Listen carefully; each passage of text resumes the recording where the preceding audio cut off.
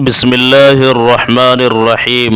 معزز ناظرین کرام، آج کی اس خصوصی ویڈیو میں آپ کو ان 3 عظیم دعاؤں کے بارے میں بتانے جا رہا ہوں جن کے متعلق سرور کائنات حضرت محمد مصطفیٰ صلی اللہ علیہ وسلم نے ارشاد فرمایا کہ یہ دعائیں اللہ تبارک و تعالی کی بارگاہ میں کثرت سے مانگا کرو۔ افسوس کی بات یہ ہے کہ بہت سے لوگ ان 3 دعاؤں کی اصل اہمیت اور فضیلت سے ناواقف ہے اور انہیں مانگنے کا اہتمام نہیں کرتے۔ آج میں وہ مبارک دعائیں آپ کے گوش گزار کرنے والا ہوں جن کے بارے میں میرے آقا کریم صلی اللہ علیہ وسلم نے فرمایا کہ اگر تم یہ دعائیں اللہ سے مانگ لوگے تو پھر تمہیں کسی اور دعا کی حاجت اور ضرورت ہی باقی نہیں رہے گی۔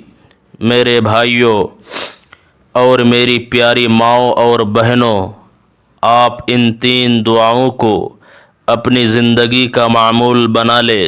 خاص طور پر تہجد کے وقت یہ بہترین دعائیں ہیں، کیونکہ تہجد کے وقت مانگی جانے والی دعاؤں کو اللہ رب العالمین شرف قبولیت عطا فرماتا ہے۔ اس کے علاوہ ہر نماز کے بعد اور دن کے کسی بھی حصے میں جب ہاتھ اٹھائے تو ان دعاؤں کو ضرور شامل دعا کرے۔ انشاءاللہ پھر آپ کو کسی دوسری دعا کی کمی محسوس نہیں ہوگی۔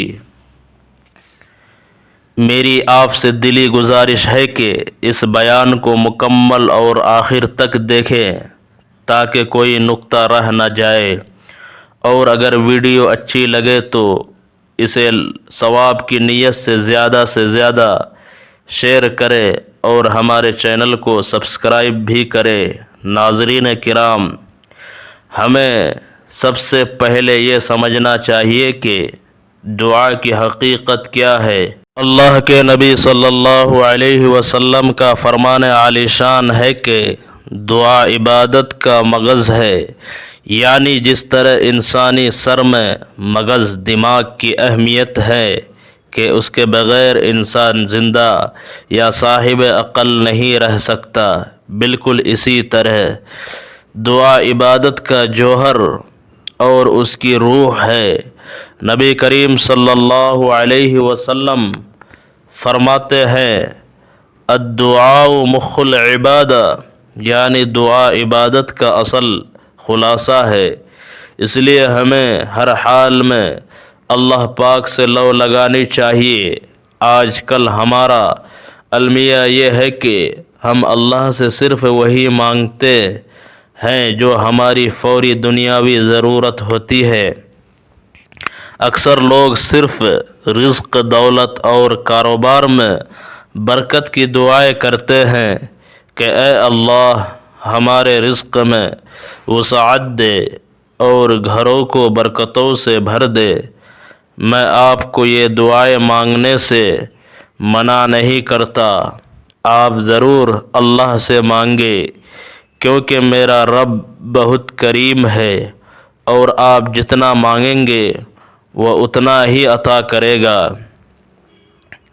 لیکن یہاں ایک اہم بات یاد رکھیں کہ جس رزق کے لیے ہم سب سے زیادہ پریشان رہتے ہیں اس کی ذمہ داری تو اللہ تبارک و تعالی نے خود اپنے ذمہ کرم پر لی ہے۔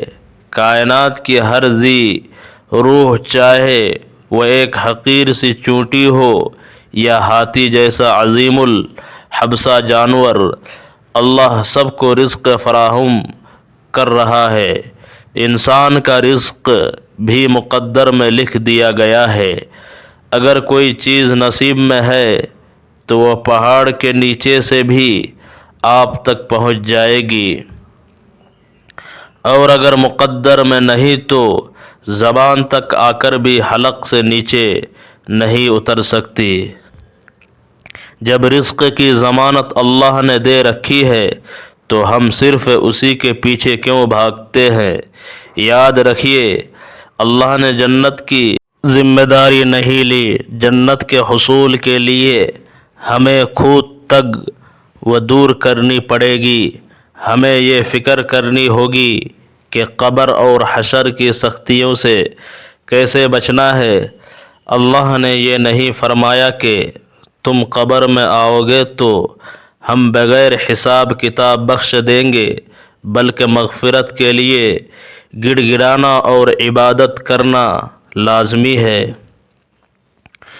اگر کوئی بڑا گناہ کبیرہ ہو گیا ہے تو محض ذکر و اذکار کافی نہیں، بلکہ سچی توبہ شرط ہے۔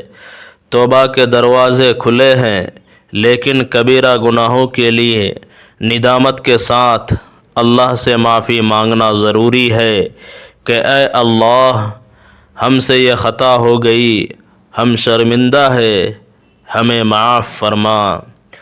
تب اللہ توبہ قبول فرماتا ہے، جبکہ نماز، روزہ اور دیگر عبادات صغیرہ گناہوں کا کفارہ بنتی ہے۔ اب آئیے ان 3 دعاؤں کی طرف جو آپ نے مانگنی ہے۔ یہ وہ دعائیں ہیں جو اللہ کے نبی صلی اللہ علیہ وسلم نے اپنے چچا حضرت عباس رضی اللہ عنہ کو سکھائی تھی۔ حضرت عباس رضی اللہ عنہ روایت کرتے ہیں کہ میں نے عرض کیا، یا رسول اللہ صلی اللہ علیہ وسلم، میں اللہ سے کیا مانگوں؟ تو آقا کریم صلی اللہ علیہ وسلم نے فرمایا، اے چچا جان، آپ اللہ پاک کی بارگاہ میں عافیت مانگا کرے۔ عافیت کیا ہے؟ عافیت کا مطلب یہ ہے دنیا اور آخرت کی ہر برائی، بیماری، رسوائی اور پریشانی سے سلامتی۔ حضرت عباس رضی اللہ عنہ کچھ دن بعد پھر حاضر ہوئے اور دوبارہ پوچھا تو آپ صلی اللہ علیہ وسلم نے پھر یہی تاکید فرمائی کہ اے چچا جان، اللہ سے دنیا و آخرت میں عافیت کی دعا مانگو۔ عافیت وہ جامع چیز ہے جس میں سب کچھ آ جاتا ہے۔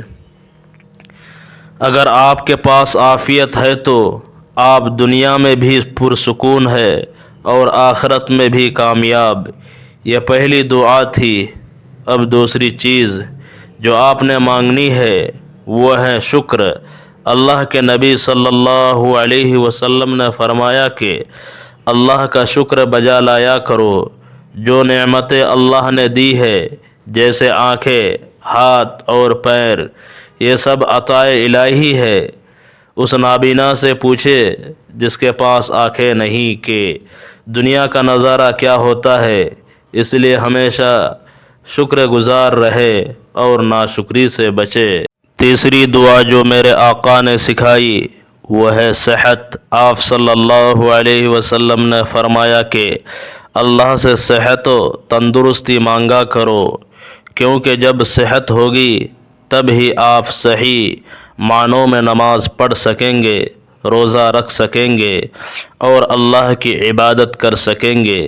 بیماری میں انسان کمزور ہو جاتا ہے اور وہ یکسوئی نہیں رہتی۔ خلاصہ کلام یہ ہے کہ پہلی دعا عافیت، دوسری شکر اور تیسری صحت۔ ان تینوں میں کائنات کی ہر خیر چھپی ہوئی ہے۔ میرے بھائیوں، دوسروں کے لیے بھی دعا کرے، اپنے والدین اور تمام مسلمان بہن بھائیوں کو یاد رکھیں۔